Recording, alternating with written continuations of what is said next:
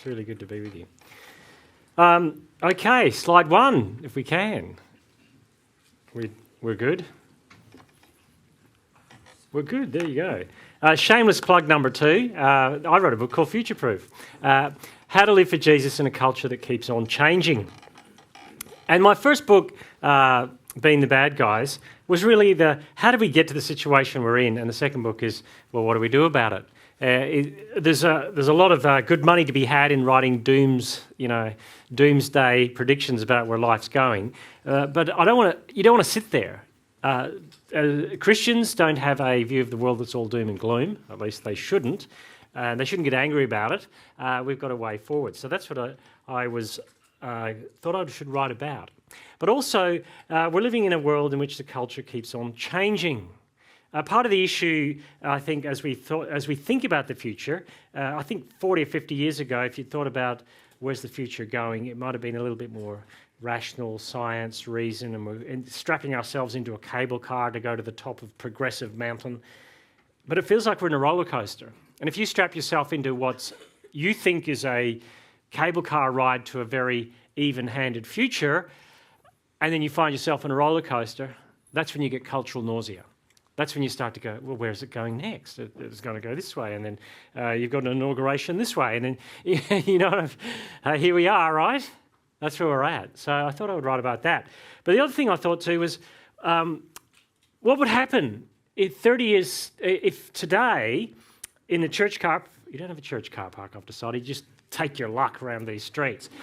What if you took your luck around these streets and a DeLorean sports car from Back to the Future appeared sitting out there, and Tim, 30 years, can you imagine Tim 30 years older? He'd still look debonair and tall, wouldn't he? He jumps out from 2055. He jumps out. He goes, quick, I haven't got a moment to lose. I want to show you what a flourishing, faithful Christian community looks like in 2055 in Australia. And you go, I want to get in. I want to go and find out what that is. And you want to jump in. You want to see if there's hoverboards. You want to see, will we still have buildings as church buildings? Will there be legislation in Australia that will dampen down the gospel? You want to see all that. But obviously we can't do that. We can't. But we can say, where's some of the trends going?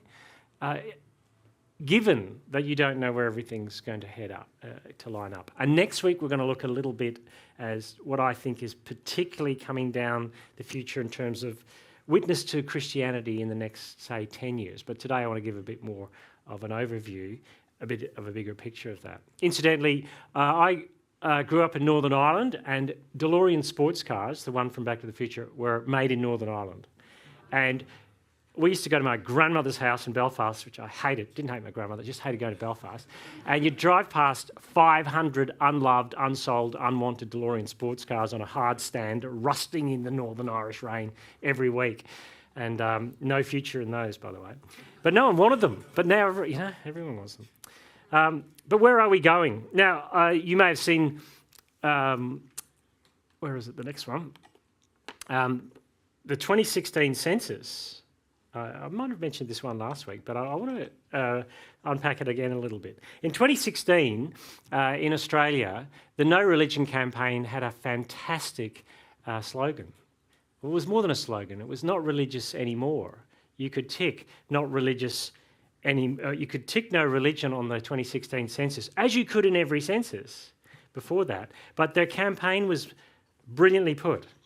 In the same way that, I'll use the term, Make America Great is a slogan, Make America Great Again is a story. You get the, again, remember that time America was great? No, so half the population of America at the moment. It could be great again. And here's how it's going to happen. And not religious is a slogan, and not religious anymore. That's a story, isn't it? Do you remember that time you were religious, Australia? You had to sit, in a pew in itchy pants and a tight shirt, and your mum would kick you under the... you don't have to do that anymore. And you can still be good. Life's fine. And in 2016, an extra 900,000 people ticked no religion on the census compared to 2011. And in 2021, similar campaign, another 900,000 people. 1.8 million people across Australia tick no religion between 2016 and 2021. And the next census data will be 2026. Are we expecting another 900,000 people across those three censuses? Censi. Is that the plural of censuses? I'm not sure. But in 2011, which was the first online census you could fill in, I guess Madge and Harold were still doing the paper ones, and Madge would yell to Harold, "Hey, Harold, what religion are we?" And Harold would get, "What?"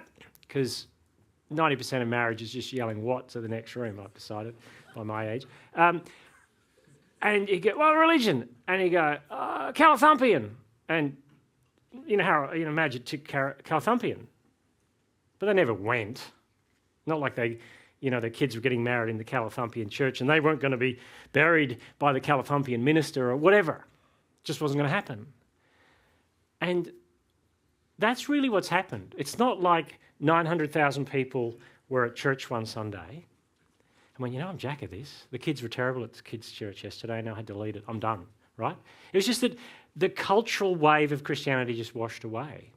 It wasn't transgressive to tick no religion. In fact, not religious anymore meant, we're still good. We're still okay in where we're at.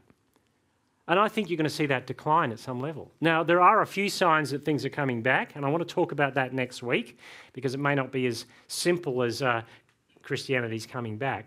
But I do want to talk about something because I don't want to get into that doomsday kind of thing about, the church is just terrible and it's going down the pan. Because here's the other thing about the decline in religious observance in Australia. It's that external bit of Christianised culture that's faded away. When it comes down to the decline in actual numbers, we're going down, but not at that rate. Some of us are holding a bit steady. And we're sort of declining a little bit more sort of in a way that's genteel even.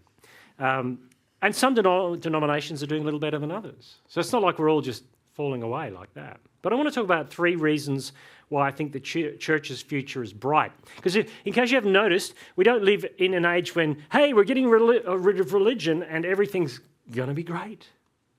It feels so 2009 since Richard Dawkins, the atheist biologist, helped launch the campaign in London on the side of buses, which said, "There's probably no God, so stop worrying and enjoy your life." Yay!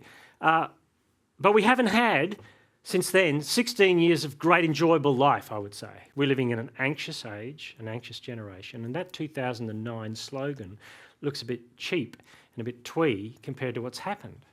It feels like things have not got, we'll get rid of God and everyone will be happy and then we're going to the top of Progressive Mountain and we'll get rid of the old dogmas and it's not that at all. In fact, we're polarised in so many different ways, and we're going to talk about that as well. We're also anxious in lots of ways, not just personally, but culturally. A lot of anxiety. My wife is a clinical psychologist. There's good money to be had in anxiety, right? But that's facetious. But she said anxiety is the gold medal of mental health in the Western world. Every year, top of the podium. It should be taking a drugs test because it is just top of the list every year. And that's the way it is. But I want to talk about 3 reasons why I think the church's future is bright, even as people are ticking no religion on the census. And it's a little bit along these lines. The church, I think, the first thing I want to say is the church will outpurpose the culture. I don't know if you've noticed, but a meaning and purpose deficit is occurring in our cultural moment. People are struggling for what is life about? We're polarising and people are becoming radicalised in areas because while Richard Dawkins could say, there's probably no God, get on with enjoying your life, the big question is, what's it for? There's a big meaning and purpose deficit culturally at the moment. And counterintuitively to what the culture has told us, the Bible perspective, and if you're not a Christian here today, this is a good way to get the intel on what's going on really underneath the surface of Christianity, because it all looks like food and fun and coffee, and there's a lot of stuff going on. Talk to Tim later. The keys to the secret executive bathroom, right? But here's the kicker for Christianity. We don't find ourselves in order to find meaning and purpose as Christians. we deny ourselves. And that is counterintuitive. Counterintuitive. Jesus says in Luke 9, "For whoever wants to save their life will lose it, but whoever loses their life for me will save it." That's a huge transactional claim. I do get my beard cut by Iraqi barbers. They're great. You've got to go to an Iraqi barber to get your beard cut, or Iranian. Anyone who's fled a regime in the Middle East is guaranteed to give you a great beard cut, I've decided. I go in there, "How'd you go? Did you flee from the Middle East?" "No, we grew up middle class in Iran." "Yeah, forget about it, you know." So, but my young, in fact, my book is actually dedicated to my Iraqi barbers, if you look in the front cover. I dedicated it to Mims and Muhammad. But they read Stoicism. They're reading books about Stoics because they want something. They've come from the Middle East. They do not want that. They're culturally still Muslim, but they want something that's crunchy and we can hold on to. And we'll just do it. But Jesus isn't a Stoic in the Bible. If you've read the Bible, Jesus offers an amazing transaction. If you give that up, you'll get all of this and more. In fact, you get me, he says. That's a big claim, right? Very transactional. He's not saying stiff upper lip, Christianity's about, spiritualized stoicism. He's not saying that at all. He says, "For whoever wants to save their life will lose it, but whoever loses their life for me will save it." And the purpose, therefore, is to deny you. The Christian purpose is denying yourself in order for salvation. It just seems like counterintuitive to what our culture says, because what does our culture say? The way to find out how you truly are is to do everything, find everything, explore everything, deny yourself nothing.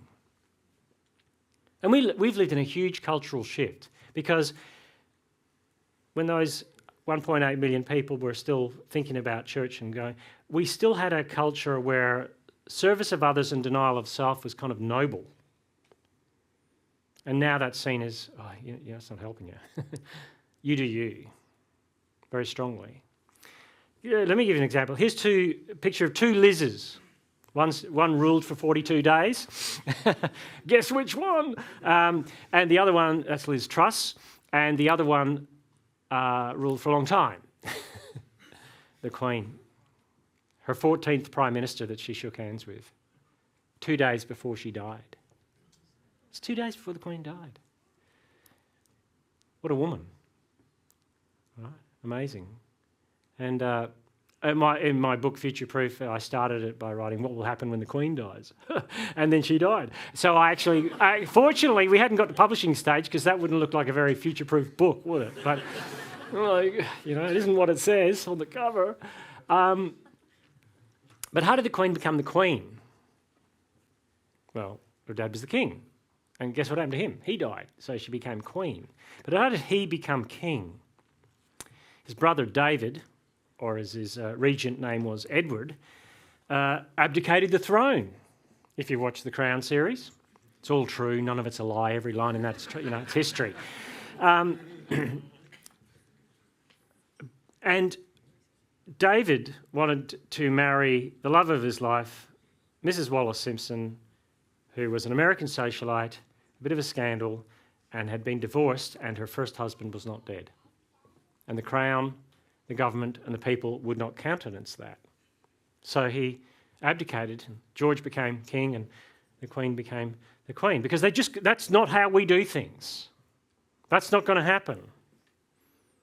And then the Queen has spent her life in service. And as you watch The Crown, you realise that often she didn't really want to do it. But she put herself aside, Lilibet aside, to become the Queen and live a life of service. And her funeral proved that. It was the last great transcendent public moment, I think, in English public life, I think. All of her songs, all of her readings were sort of snubbing the nose at all the leaders of the world who are deeply secular. It was a beautiful moment. And then we get this, the King and the Queen.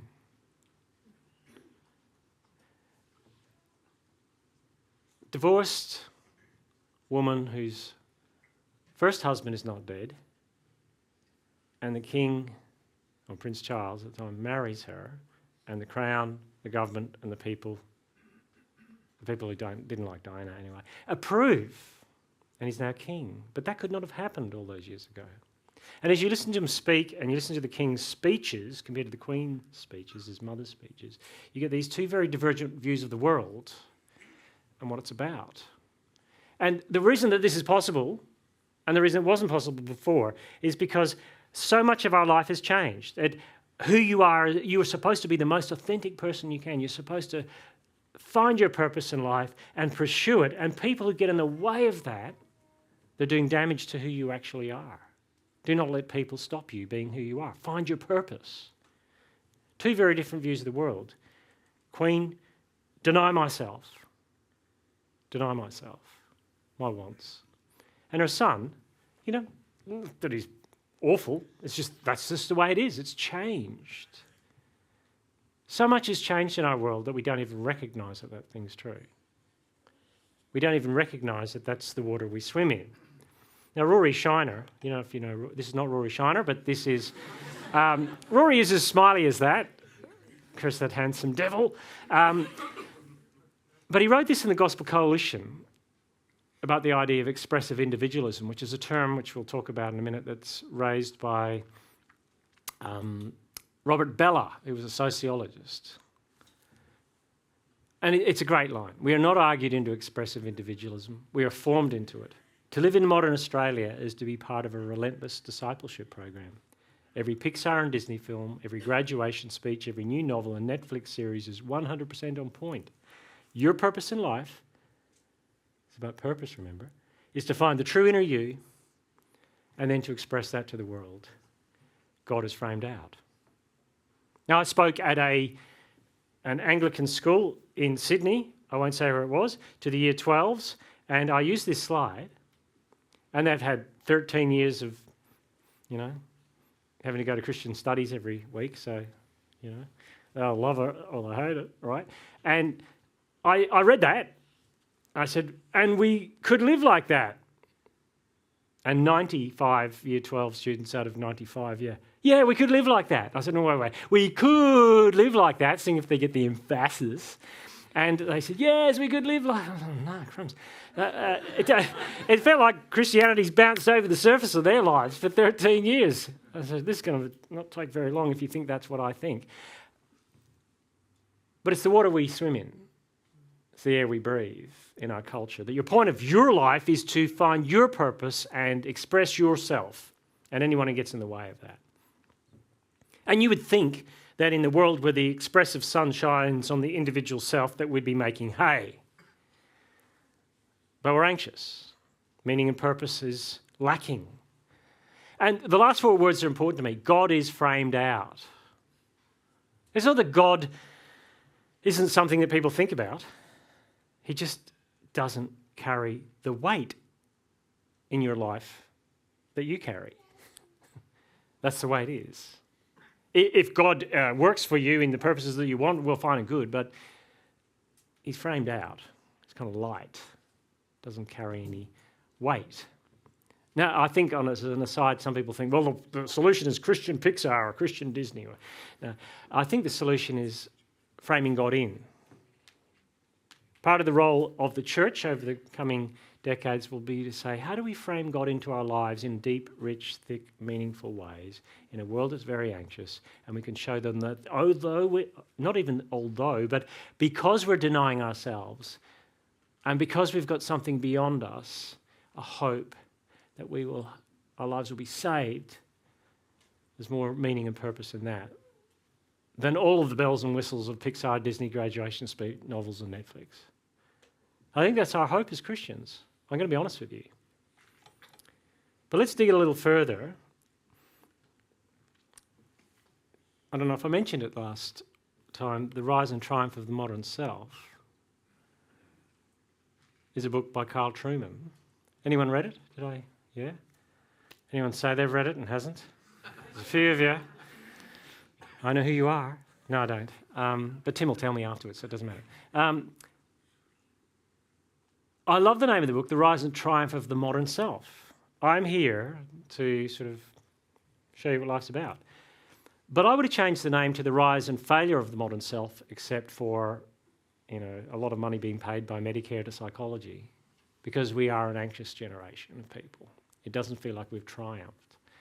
And Carl Trueman says the intuitive moral structure of our modern social imaginary prioritises victimhood. And what he means by that, the water we swim in, the intuitive moral structure of our modern social imaginary, prioritises the voices that weren't heard, I think he's saying, sees selfhood in psychological terms. That's a key issue. Your true self is who you think you are, and you express that to the world. And anyone who says otherwise, well, see how that goes. Regards traditional sexual codes as oppressive and life-denying and places a premium on the individual's rights to define his or her own existence. I think that sums up modern life pretty well. And it should work, all things considered, because you get to do you. That's the point of your life. Find out who you are, express it to the world. Now, most people aren't standing around going, my intuitive moral structure of my modern social imaginary. They're just getting on with living life. And they're trying to say, how can I do life 80% happy for 80 years? How about we go for that as a purpose in life? Welcome to Australia. Welcome to Mindarie Marina, where we went a couple of years ago for our holidays on the north of Perth. It's about 40 minutes from the city. And Mindarie Marina is, it used to be a sand-blown wasteland like the rest of Perth currently is. But they made a lot of money up there and they built this marina on one of the windiest, waviest places in Western Australia. It looks good there. But you see the rocks at the top where the marina is. They've carved this marina out to protect all those places and those boats from it's just like a storm every afternoon. The balcony is the place where we rented as an Airbnb, and you look out on that. But the front door, you could barely open it because the wind would just blow you away. It was a very tiny, small front door, and you come in, whoa. And one Sunday we went down to one of the restaurants, which is down this end of the pier, and it was heaving with people. Lots of fun, everything going on. And I said to my wife, Jill, does anyone even think about Jesus in a place like this? And I think most Australians aren't angry about church, and they're just getting on with their own lives. Australian life is carving out your own Mindarie Marina and hoping that you can keep the wind and waves at bay for as long as you possibly can. But every now and then, a wave will wash over your well-constructed Mindarie Marina. Death, divorce, job loss, mental health, broken relationships. And it doesn't really help. Australia is at the brink of everyone afraid that a wave could just wash them away tomorrow. So we do that to kind of kid ourselves. That's what we do. I'll skip to forward too. I'll go to the next one. Sorry, the words didn't come out the same on that slide. But this is Tim Keller. And he wrote a great article just before he died for the Atlantic Journal, where he said, American Christianity is due for revival. Now, I don't think he was thinking Inauguration Day 2025, by the way. But he said, we cannot sustain the way we're going and the depths that we're going down to in the Western world without God doing something. And he said this, the modern self, this purpose-crafted thing we have, is exceptionally fragile. While having the freedom to define and validate oneself is superficially liberating, it is also exhausting. You and you alone must create and sustain your identity. This has contributed to unprecedented levels of depression and anxiety and never satisfied longings for affirmation. I think that's what modern life feels like for a lot of people. And maybe it does for you. But I think the church has got something to say to that. That is counterintuitive to, I want to craft my own Mindarie Marina life. And Jesus says, you know what, actually, I think the solution's the other way around. No. How can it be that the secret of the universe isn't what I thought it was? But that's what Jesus says. This is Alan Noble is the next slide. I think he's coming up. Oh, back. There you go. If I am my own and belong to myself, then I must define who I am. My parents can name me and the government can issue me a social security number, but only I can decide my identity. The contemporary understanding of humanity decrees that each of us has the freedom and responsibility to define that identity. Do you know the pressure that people feel to carve out that identity is massive? And they always feel like they're going to get found out. That's how it feels. You have the freedom and the responsibility. And if it doesn't work, it's all on you. That's the problem in our culture, right? It so is.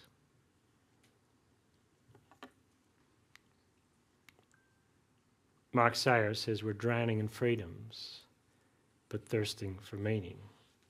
It's a critical issue. Now, I'll skip through this is Tara Isabella Burton. Read her book, or I call her Wednesday Addams. She's great. Strange Rites, New Religions for a Godless Age. And she says, she calls the people who are cobbling together a life, and maybe it's you, a bit of spirituality here and a bit of religion there, the remixed. And she says they hunger for the same things that human beings have always longed for, a sense of meaning in the world, personal purpose within that meaning, a community to share that experience with, and rituals. Hello, church, right? Hello, church. People are looking for something.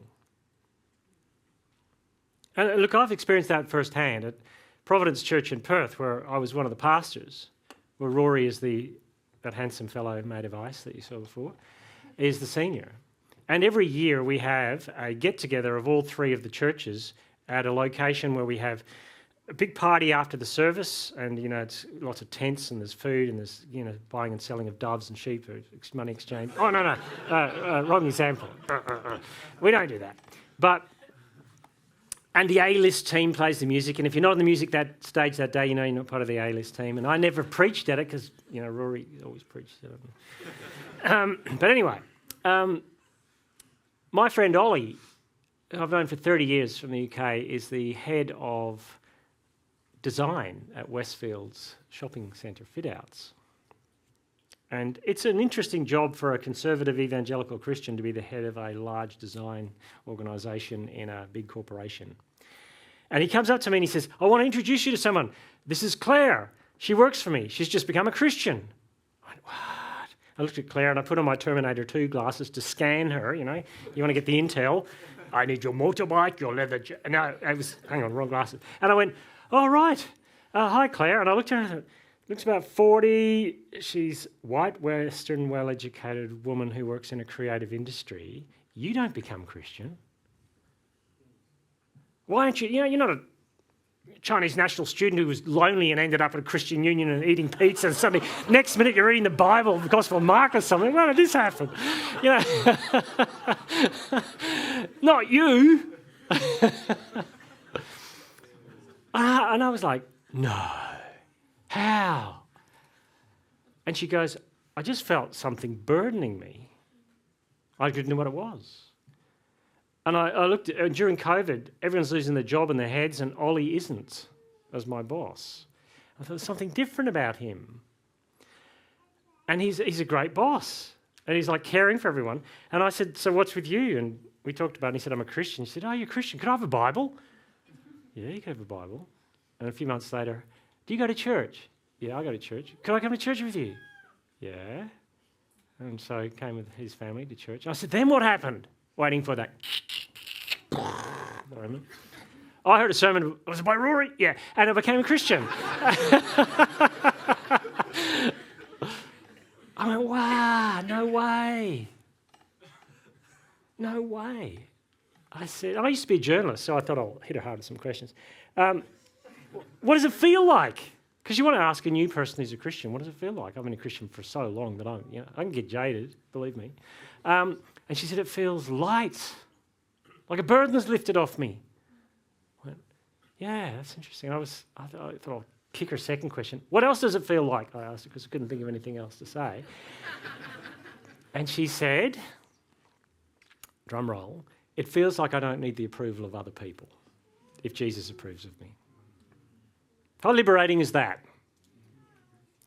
The purpose of your life is to you do you, but if you don't do it the way we say, we'll wail on you. And if you fail on it, it's on you. And she suddenly realised that is not true. That's a great hope for Sydney. I've only lived here 4 months. I go, man, the pace, don't fall between the cracks, tough gig. You know, you do you, it doesn't matter. But every year, HSC results are out there and for everyone to see. It's that kind of place. I'm just a tourist here at the moment, I suppose, at one level. Let's move forward. Second thing, I think this is important. The church will outrelate the culture. I don't think you realise how amazing it is to be in a room of people that would not normally get together except for Jesus. Look around the room. Do you really want to be with this lot? No, what I mean was, look how diverse it is. It's incredible. We've become a polarised nation. It is so expensive to buy a house or rent a house in Australia. Yet 1/3 of our dwellings are single-person dwellings in Australia. That's huge. It's not even we share. And not all of that's, some of that's by accident. Some of that's by unfortunate relationship stuff. Some of it's by purpose. But we owned a house in Perth, and suburban house, and 4 of my 5 neighbours lived alone. That's a high percentage in big houses. And we are a much more fractured society. And in one sense, my wife and I watch a show called Apartment Therapy, which is absolutely fantastic to watch because it's modernist, everything's sleek, and it's just exactly how I want my life, except it's not going to work out that way. The interesting thing about Apartment Therapy, they're all 1 and 2 bedroom apartments lived in by people who've very carefully sculpted a life together that looks a certain way, and this is my this, and this is my this, and this is my this. But they're all alone. It's very interesting. It's a very different world. And we've become very polarised in our cultural moment that the church can actually show people what life looks like differently. And our polarisation, people are not merely physically separating, but politically, culturally and psychologically too. We're polarising, cutting ourselves off deliberately from folk we don't agree with. Have you noticed that? Go into X for half an hour and then go into Threads for half an hour and have a read, It's tough. And faced with this loss of a centre that keeps us together, and we're going to argue about it again on the weekend because it's going to be the 26th of January, how do we relate to each other? What is the thing that brings us together as people in Australia anymore? Because in the days when everyone was going to church, even if they didn't believe it, and there was a cultural norms that happened that felt that this is Australia, this is what it's like, and we kind of don't have that as much anymore. How do we relate to each other when we disagree with each other? We don't do that very well either. And what we end up getting is government frameworks, I think, edicts from top down to here's how we bring unity together as a nation. And we get big corporations saying, no, actually, this is what unity looks like. So last year I went to the NBL Pride Round. Not to play. I took my son to the Pride Round at the Wildcats Stadium in Perth. And look at we sat down, I thought, oh, that's the Pride Round. I don't know it's the Pride Round. There's a huge banner on every chair, which was the Pride flag and the trans flag, and on the back of it said, when the music plays at halftime, stand up and wave this along with everyone else. When the sound of the horn, lyre, zither, and every kind of musical instrument. That's the wrong story. But I thought that's interesting. And on the back wall, it says, stronger as one. We're trying to bring us together around identity issues and all those sorts of things. But it was interesting that most people didn't do it because it was a hot night. By the time we got to the game, everyone was just fanning themselves with it because it's Perth weather. But my son was sitting there and we're waiting for our Daniel moment where, a fiery furnace or whatever, and everyone's just, meh. Well, we're not really bringing people together like that. It doesn't seem that that's working. People are just going to live their own lives anyway. And in a modern Australian stadium, is designed to get you back into the streets quickly after the event. And it felt like you get everyone here for unity and then it just dribbles away. We're not united by those things. And you see that sport kind of does it all the time, the Manly 7 issue, which was designed to bring unity, which kind of, well, caused a lot of consternation. We don't have a united framework in our culture to bring us together the way we used to. People don't volunteer for organisations that they used to. Volunteerism is way down. You think it's hard to get someone to volunteer in church? Try anywhere. It's not just church. I'll go forward a few slides. This is Robert Bella, who coined that term expressive individualism, and he says this: just when we are in many ways moving to an ever greater validation of sacredness of the individual person, our capacity to imagine a social fabric that would hold individuals together is vanishing. We don't have that glue that we used to have to hold us together. We're isolated, and we isolate ourselves, and we mediate ourselves in different ways. It's very interesting how that's happened. Robert Putnam wrote a book called Bowling Alone, which deals with some of those issues. And in the midst of that, you have a culture which is very unforgiving. That if you fall out with someone, we don't have a framework for figuring out how to solve that. Tim Keller again. The new shame and honour culture, and he thinks we lived in one, we thought we did, either produces a heavily inquisitorial merit forgiveness approach or leads people to abandon forgiveness altogether. We struggle to relate to each other, and when it falls apart, we don't know how to put it back together again. Except here, of course. Now, I'm not saying we do that well all the time in church, but we have the toolbox to do it. Forgiveness is not a universal idea that just comes into the water. It came from Christianity. It wasn't like there were thousands of people being nailed to crosses saying, "Father, forgive them." There was one. And central to the message of the gospel was just as forgive one another, just as God in Christ has forgiven you, just as he's accepted you. All the one another stuff of the Bible is glued together because of how Jesus relates to us through forgiveness. And it's a superpower for the church going forward. Can you imagine people washing up on the shores of church after they've been dumped by the tsunami of the culture? They're going, well, how do you not do forgiveness? And if all we can say is, well, when Mrs. Jones falls out with Mrs. Smith, Mrs. Jones sits over there and Mrs. Smith sits over there, well, then I go, oh, no. That's not how we do relationships. We need to model something different. And if you're here today and you're not Christian, I want to offer you this challenge. Hang around and watch Christians, how they can actually do relationships and forgive each other over not a year, 2 years, 5 years, 20 years. 2055. What will it look like? And I underestimate how different that is for people who don't have that framework. I'll give you an example. This is TSRC, which is a 1955 Hungarian revolution. No, it's not actually, but it looks like it from that slogan, doesn't it? This is the Tony Smith Run Club.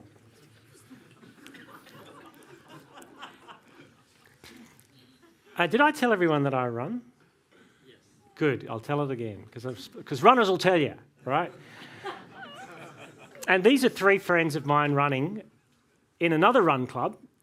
The girl at the front is called Gillian. The girl in the middle is called Catherine, and the bloke running is an exceptional runner in Perth called Tony, a few years younger than me, great coach, great runner, great marathoner. And there's the stadium, the best stadium in Australia, behind it in Perth. And Gillian and I belong to a Christian run club, and she also belonged to this run club, TSRC, Tony Smith Run Club. And the Christian club, she's not a Christian, the Christian club run by a Christian for anyone who wants to run was called the Big Table Run Club, and it was attached to a church plant called the Big Table. And guess what they had at the middle of their church? No, just a little altar. No, Big Table, yeah, right. And one day, after COVID had finished in Perth, 2 weeks of lockdown, hey, man, how do we cope?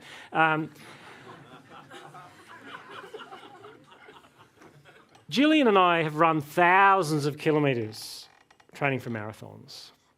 And when you're running a 35k run on a Saturday, you talk a lot. That's my little flex, right? Because you're so fit. You talk about life. Because people join run clubs to change their lives, and they want to know what your life's about. And she said to me not long after COVID lockdown, and she's a lapsed Irish Catholic, and she said to me, I envy you Christians. I said, you can't envy us Christians, you're a lapsed Irish Catholic, you're supposed to hate us. And she goes, no. During COVID, just the way you all did life together, it was reflexive. It's just like you did it. I said, don't you have that? And she goes, no, nowhere else. I've never seen it. So that's interesting. She said, we felt lonely during COVID outside of the run club. I said, what about TSRC? She said, oh, it's not the same. I said, what's not the same about it? She said, I don't know. I'll tell you. Then I just ran faster, and so she can. Not true. I said, at the centre of TSRC, your identity is running, and at the centre of the big table is Jesus. I said, what would happen if you fell out with everyone at TSRC? She said, it's done. It's over. I said, well, that's the difference. You can't keep your relationships together. Running won't do it. A year later, I get a phone call from Tony in tears. It's all falling apart. Something bad's happened. I don't quite know what it was. No one would say. Catherine in the middle had hived off and started her own run club, and Gillian had joined it. And I phoned Gillian and I said, what happened? Can't stand it. I'm never talking to him again. I said, but what about the conversation we had last year? I can't forgive him. And so at the start line of races, and they're all at the front because they're all sort of sub-elites, they stand here, Mrs. Smith, and Mrs. Jones over here, and that's how they run. That's the culture. If you don't have Jesus at the centre, it's very hard to pick those pieces up. Very hard indeed. Jesus makes the difference. He not only keeps relationships there, he brings people who should have no relationship with each other together. My mum, Northern Irish, Protestant from Northern Ireland, when she went back to live for 10 years in Northern Ireland, in her late 30s into her 40s to 50, she did Bible study with a guy who had no hands who led the Bible study because he blew them off making a bomb to put under a police officer's car. And he would turn the pages with his thumbs. And in prison, he met Jesus. And there's a nationalist, Catholic, former IRA guy leading a Bible study with my little Protestant mum. That just doesn't happen. It's going to be the thing that's our superpower. Let's look at the last thing.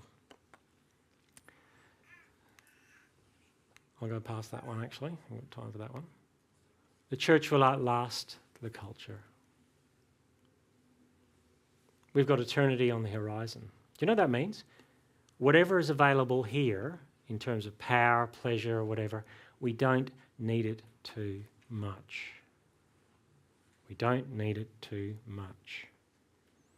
It says in 2 Peter, but in keeping with this promise, we are looking forward to what? A new heaven and a new earth where righteousness dwells. See, this is what happens if you take Jesus off the radar or something transcendent. Your eyes go down and you look at the next thing, whatever the next thing is in our culture, and you say, let's elevate that to transcendence. Let's make that the thing we live for. Let's make everyone who disagrees with us not just wrong, but evil.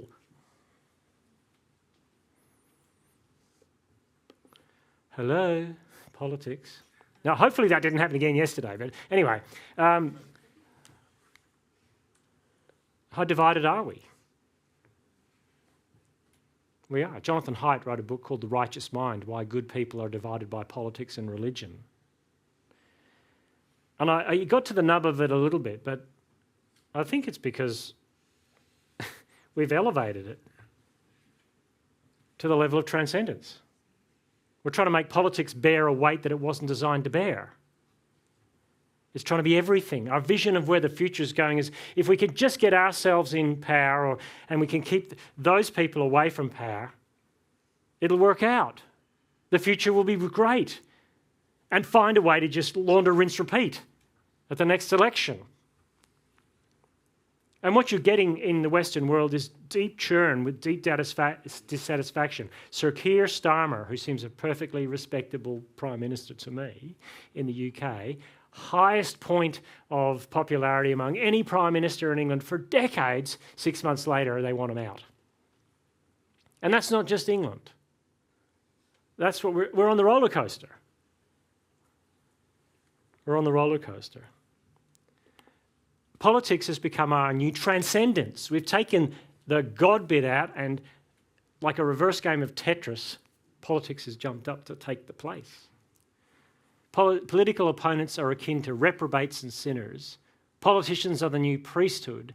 The election of our political enemies will usher in hellish conditions, and the election of our political saviours will usher in nirvana. Does that sound like it? I'm not sure. Yeah. Of course it sounds like what we think. It just does. It's the way we are. And that's not even bagging out the American system. It's across the West and across Europe at the moment. But in the meantime, when it comes to the future, most of our anxiety is about the fact that we don't have one.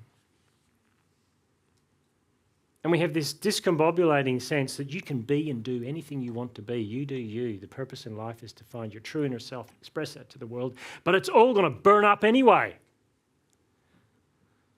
Feels like that. A friend sent me this photo, which I've blanked out the word, but you're going to guess what it is. We are beyond Extinction Rebellion, putting that up on the... Every pillar at Melbourne University was covered in Extinction Rebellion posters, and he just took photos of them. There you are, walking to your best life now, doing your law degree, and what's the point? Because we're beyond whatever. That's how people feel. That's the anxiety of our generation. And this young woman tied herself to a gantry on the M25 for the Just Stop Oil campaign, shutting down the busiest road around London. And she said, I'm here because I don't have a future. I'm here because I don't have a future. And if you take the transcendent God bit out of our culture, something has to fill it in terms of what heaven is, but also something fills it in terms of what hell is. And then it's no surprise that all of our sort of activist things become very religious. The language of religion, the ideas spring into them. And there's no such thing, I say, as a religious, originalist approach to the environment. In fact, much of the secular climate movement has a religious feel and tone to it because people need something that's bigger than themselves to kind of look to. And what's the hope? It seems at the moment the main hope is if we could have less humans on the planet, it would be really, really good. Ladies and gentlemen, I give you Thanos, right? And you can see the point where he sits down and smiles and looks at the universe that's actually back into kilter because he's destroyed half the population of the universe. And we're saying, well, if we have less humans on the planet, we will have less humans on the planet by about 2080. We're going to fall off the cliff. It feels like the population's growing and growing and growing. At the moment, that's not true. It's just we're not dying at the rate we used to. But at 2080, this is going to happen to the world's population. Boom. Because the people born in 2000 will be 80. And we're not replacing ourselves because we don't have hope. We don't know where we're going. It's too fraught. And in the midst of that, people are asking, is there anything else? This is why I'm confident about Christianity. This is why I think that there's somewhere to go. This is why when people like this confess Christianity, I'm going, no way. Because it's not just that middle-class, 40-year-old, white, Western, well-educated women sort of say, "Hey, maybe Jesus is onto something." Crazy dudes like this do. Like, look, let's just see where that roller coaster goes. But Russell Brand. For me, I've reached a point where the figure, the personage, the presence of Christ became overwhelming, unavoidable. I saw a video the other week where he said, "I need Jesus like I used to need heroin. I had to have it. It wasn't just I could go a day without it. I had to have it. Something. And now I realise that if I don't have Jesus at the same level that I needed heroin, I'll probably just go back to heroin. Because I need something." That works for everything except running, okay? Because, you know. But people are reassessing. People are reassessing. This is James Marriott, who writes for The Times. He looks like his mum should write for The Times. He looks way too young. I don't know what his skincare regime is, but he has written so many articles over the years debunking Christianity. And then he said he was walking out with his family. I think, "You've got kids?" And he walked past an old Anglican church near his house, and he popped his head in expecting it to be empty. It was full of all these young people singing, praising. And he goes, And he said, "We may look back on the high point of secularism as a phenomenon peculiar to an age that hubristically believed itself to be at the end of history. We're getting on that cable car. We're going to the top of Progressive Mountain where all the dogmas will be gone and people won't have to believe religious nonsense anymore and science will answer all the questions in a Jetson kind of way." And suddenly we realise that's not happening. An affluent, self-confident and relatively monocultural society that now belongs to the past. Something's happening. If James Marriott of The Times is saying that. And something's happening if people like former Muslim, former atheist friend of Richard Dawkins, Ayaan Hirsi Ali, the great intellectual married to Niall Ferguson, the academic, becomes a Christian. She wrote an article at the end of 2023 in The Atlantic, "Why I Am Now a Christian." And Richard Dawkins decided to debate her. And he came away from the debate. He said, "I came here prepared to persuade you, Ayaan, that you're not a Christian.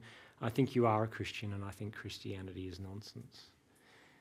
And the two things that convinced her, the first thing that convinced her about Christianity was the world's going to hell in a handcart, and the Western world looks terrible. And then she suddenly realised that the Western culture that she was living in breathed Christian air. Forgiveness just didn't come from nowhere. Human rights didn't spring up out of pagan Greek culture.